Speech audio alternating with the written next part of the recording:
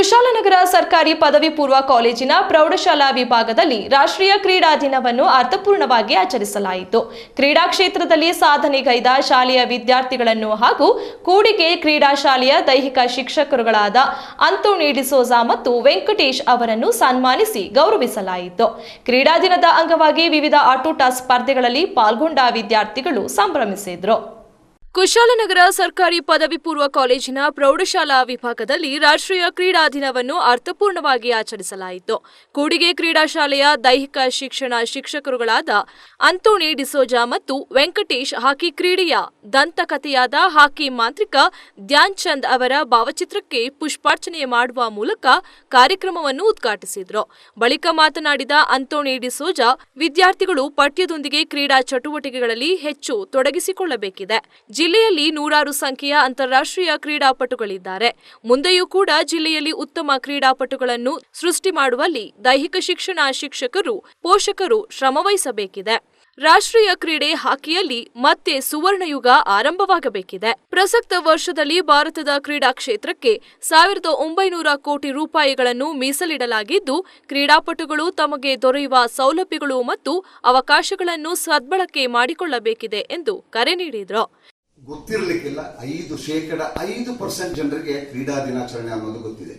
ಜಾಗತಿಕ ಮಟ್ಟದಲ್ಲಿ ನಾವು ಯಾವ ರೀತಿ ಇದ್ದೇವೆ ಅದನ್ನ ನೋಡಬೇಕಾಗುತ್ತೆ. ಇವತ್ತು ಮೇಜರ್ ಧ್ಯಾನ್ ಚಂದ್ ಅವರ ಹುಟ್ಟುಹಬ್ಬ ಸಂತೋಷ ಸಡಗರದಿಂದ ದೇಶದಾದ್ಯಂತ ಆಚರಿಸ್ತಾ ಇದ್ದೇವೆ. ಈಗಾಗಲೇ ಸದಾಶಿವ ಪಲ್ಲೇದರವರ ಹುಟ್ಟು ಹಾಗೂ ಸೇನೆಯಲ್ಲಿ ಸೇವೆ ಸಲ್ಲಿಸಿದ ಬಗ್ಗೆ ಸವಿಸ್ತಾರವಾಗಿ ಮಾತಾಡಿದ್ದಾರೆ. 1928ರ ಆಮ್ಸ್ಟರ್ಡಮ್ ಒಲಿಂಪಿಕ್ಸ್, 1932ರ ಲಾಸ್ ಏಂಜಲೀಸ್ ಒಲಿಂಪಿಕ್ಸ್, 1936ರ ಬರ್ಲಿನ್ ಒಲಿಂಪಿಕ್ಸ್ ನಲ್ಲಿ ಸತತ ಚಿನ್ನದ ಪದಕ ಗಳಿಸಿ ನಾವು ಎಲ್ಲರಿಗೂ ಮಾದರಿಯಾಗಿ ಸ್ವತಂತ್ರ ಪೂರ್ವದಲ್ಲಿ ಆ ಹೆಸರನ್ನ ಗಳಿಸ್ತೇವೆ. ಶಾಲೆಯ ದೈಹಿಕ ಶಿಕ್ಷಣ ಶಿಕ್ಷಕ ಡಾಕ್ಟರ್ ಸದಾಶಿವಯ್ಯ ಎಸ್ ಪಲ್ಲೇದ್ ಪ್ರಾಸ್ತಾವಿಕವಾಗಿ ಮಾತನಾಡಿ, ಧ್ಯಾನ್ ಚಂದ್ ಹಾಕಿ ಕ್ರೀಡೆಯಲ್ಲಿ ದೇಶಕ್ಕೆ 3 ಚಿನ್ನದ ಪದಕ ಗಳಿಸಿಕೊಟ್ಟ ಮಹಾನ್ ಕ್ರೀಡಾಪಟುವಾಗಿದ್ದಾರೆ. ಇವರ ದೇಶಪ್ರೇಮ ಮತ್ತು ಕ್ರೀಡಾ ಸ್ಫೂರ್ತಿಯನ್ನು ವಿದ್ಯಾರ್ಥಿಗಳು ಮೈಗೂಡಿಸಿಕೊಳ್ಳಬೇಕಿದೆ. ಇತ್ತೀಚೆಗೆ ಕ್ರೀಡಾ ಕ್ಷೇತ್ರಕ್ಕೆ ಹೆಚ್ಚಿನ ಮಹತ್ವ ಲಭಿಸುತ್ತಿದ್ದು, ಕ್ರೀಡಾಪಟುಗಳು ಸದುಪಯೋಗ ಪಡಿಸಿಕೊಳ್ಳಬೇಕು ಎಂದರು. ಯುವಜನ ಸೇವಾ ಕ್ರೀಡಾ ಇಲಾಖೆಯನ್ನ ನಾವು ಸಹಕಾರ ಕೇಳಿದೆವು. ನಮ್ಮ ಸಹಕಾರ ಇದೆ, ನೀವು ಕಾರ್ಯಕ್ರಮವನ್ನ ಮಾಡಿ ಅಂತ ಹೇಳಿದ್ದಾರೆ. ಆದ್ದರಿಂದ ಈ ದಿನ ಗ್ರಾಮೀಣ ಕ್ರೀಡೆಗಳನ್ನ ಅನೇಕ ಸ್ಪರ್ಧೆಗಳನ್ನ ಏರ್ಪಡಿಸಿಕೊಂಡು ಗ್ರಾಮೀಣ ಕ್ರೀಡೆಗಳನ್ನ ನಮ್ಮ ಶಾಲೆಯಲ್ಲಿ ಏರ್ಪಡಿಸ್ತಿದ್ದೆವು. ಈ ಧ್ಯಾನ್ ಚಂದ್ ಅವರ ದಿನಾಚರಣೆಯನ್ನ ಬಹಳ ಅದ್ಭುತವಾಗಿ ಅರ್ಥಪೂರ್ಣವಾಗಿ ಆಚರಿಸ್ತಾ ಇದ್ದೆವು. ಕಾರ್ಯಕ್ರಮದ ಅಧ್ಯಕ್ಷತೆಯನ್ನು ಶಾಲಾಭಿವೃದ್ಧಿ ಸಮಿತಿಯ ಅಧ್ಯಕ್ಷ ಶಿವರಾಜ್ ವಹಿಸಿದರು. ಕಾರ್ಯಕ್ರಮದಲ್ಲಿ ಕ್ರೀಡಾ ಕ್ಷೇತ್ರದಲ್ಲಿ ಸಾಧನೆಗೈದ ಶಾಲೆಯ ವಿದ್ಯಾರ್ಥಿಗಳು ಮತ್ತು ಕ್ರೀಡಾ ಕ್ಷೇತ್ರದಲ್ಲಿ ಸಾಧನೆಗೈದ ಅಂತೋನಿ ಡಿಸೋಜಾ ಮತ್ತು ವೆಂಕಟೇಶ್ ಅವರನ್ನು ಸನ್ಮಾನಿಸಿ ಗೌರವಿಸಲಾಯಿತು.